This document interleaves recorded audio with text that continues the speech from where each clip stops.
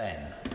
Thank you, Mr. Speaker, for calling me for the first time in the House today. It's a great privilege to follow three such excellent speeches: the Honourable Member for Llanelli, for Ynys and for Richmond Park, who I'm sure will contribute much on this side of the House to our understanding of issues around the environment and climate change. I have the considerable honour and privilege to represent the people of Salisbury and South Wiltshire, and it is with great pleasure that I am also able to offer fulsome praise and positive words about my predecessor, Robert Key. Robert was an outstanding member of Parliament for 27 years. Elected in 1983, he had the great privilege, as I have, of being brought up in Wiltshire and representing Salisbury. Robert's career at Westminster developed somewhat auspiciously in 1984, the heyday of the then Prime Minister Margaret Thatcher, when the Chief Whip called him in, sat him down to offer him the position of PPS to Edward Heath, the former Prime Minister.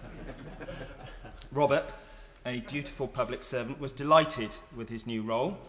His local association members did not immediately grasp the significance of his privileged position.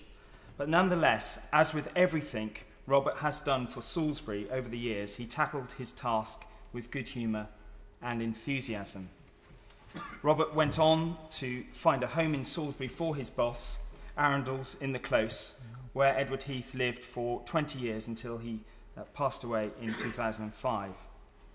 However, it was 6 years later when his next big opportunity arose, when one autumnal evening, Robert took a call from the Prime Minister's office. He was summoned to the great lady's suite at party conference. He arrived, and it said that he was led through to her bedroom, and she asked him whether he would like to join Her Majesty's government to be a minister in the Department of the Environment. Now, as Robert excitedly accepted and bounded out of the room, he realised, it was October 1990, he was responsible for taking the poll tax through Parliament. A month later, the Prime Minister resigned, the poll tax was axed, but Robert went on to serve in two further ministerial roles. He was a frontbencher in opposition and latterly a highly regarded member of the Defence Select Committee and a member of the Chairman's panel. Now, having examined a number of Maiden's speeches, I note how the previous member is often referred to as passed on or moved on to another planet. Well, I'm happy to report to the House that Robert Key is alive and well and continues to live in Salisbury with his wife Sue, and I'm sure they will continue to be regarded with great warmth and affection for many years of dedicated service that they've given to Salisbury and South Wiltshire. Robert's presence in Salisbury Marketplace on Saturday mornings is a tradition I intend to follow. The people of South Wiltshire expect it of me. I also intend to stand up for the stallholders of the marketplace, many of whom have been there since 1227, or rather their predecessors have, and are anxious that mooted changes to the marketplace are modest and do not waste public money. My constituency stretches from Till's Head on the Salisbury Plain to Hamptworth on the edge of the New Forest, from Cholderton in the northeast, we run to Ebersbourne Wake in the southwest, the finest pocket of English countryside you could wish to find. Reduced in size since the last boundary changes, I hope that the government's intention, as set out in this week's Queen's speech, to reduce the number of MPs and equalise constituency sizes will allow Salisbury to reclaim the Nadder Valley, a beautiful seam of England that sadly got cut out of the Salisbury constituency at the last boundary change.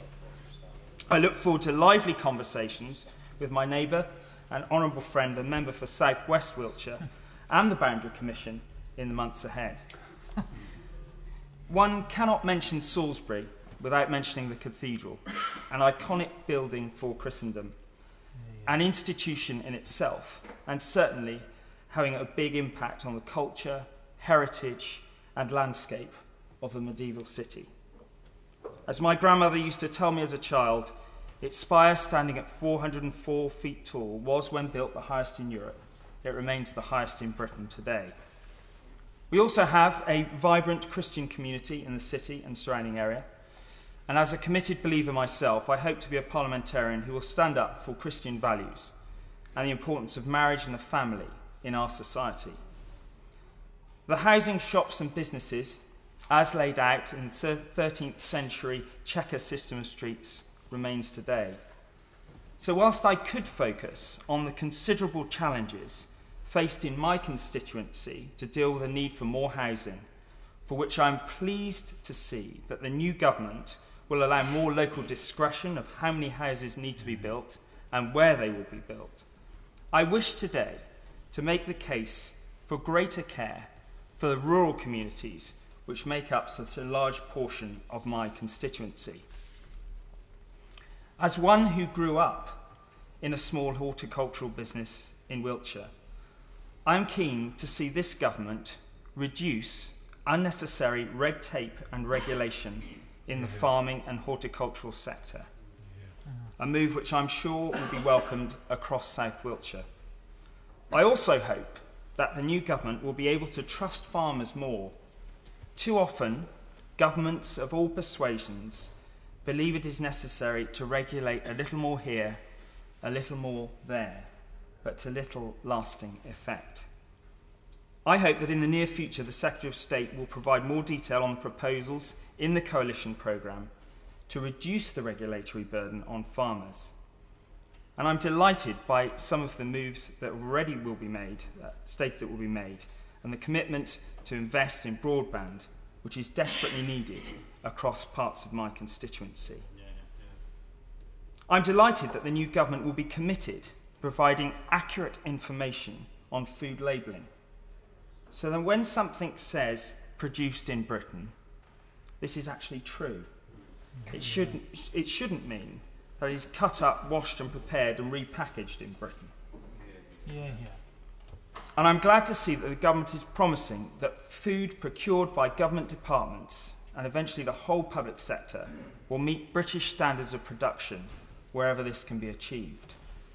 I hope that Whitehall will be able to source more of its food from British suppliers, as that would be a key way to help farmers in Britain and hopefully those in my constituency.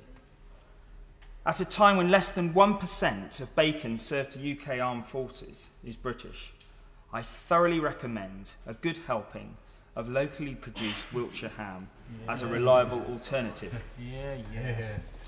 It is also my hope that this government will get rid of the Agricultural Wages Board, which has become an unnecessary bureaucracy that achieves little for farmers or their workers. And I hope the new government is able to act in the best interests of our farmers, who need less intervention, more trust and greater freedom at every point. To me, what is also required, more than anything, at this challenging economic time for rural Britain, is recognition too that rural poverty is something that needs to be addressed directly and urgently. We often forget that many of the lowest paid in our society come from the rural economy, who rely on a vibrant food-producing sector to survive. So whatever else I'm asked to tackle or I may achieve in this House, I hope that, like Robert Key, I will serve my constituents faithfully, determinedly and selflessly, and fight for the interests of the vulnerable, suffering and insecure. I'm utterly thrilled to be standing in this House today, and I offer my support to this Queen's speech, which I believe offers many good things for my constituents in Salisbury and South Wiltshire.